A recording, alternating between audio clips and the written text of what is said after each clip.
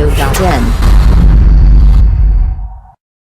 இதற்கு தானே ஆசைப்பட்டாய் பாலகுமாரா படத்தை இயக்கிய கோகுல் இயக்கத்தில் கார்த்தி நடித்துள்ள படம் காஸ்மோரா. கார்த்தி நடித்த படங்களிலேயே மிக பிரம்மாண்டமாக உருவாகி இருக்கும் இந்த படத்தை தீபாவளிக்கு கொண்டு வர திட்டமிட்டுள்ளனர். இதற்காக இறுதிக்கட்ட வேலைகள் தீவிரப்படுத்தப்பட்டுள்ளன. ஹரி இயக்கத்தில் சூர்யா நடித்துள்ள சிங்கம் 3ஆம் பாகமான S3 படமும் தீபாவளியை முன்வைத்து வேலைகள் நடைபெற்று வந்தன.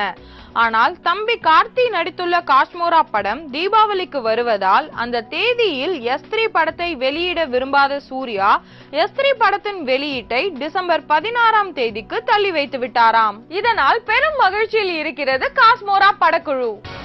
மேலும் சினிமா செய்திகளை தொடர்பு கொள்ள லைக் மற்றும் சப்ஸ்கிரைப் செய்யவும்.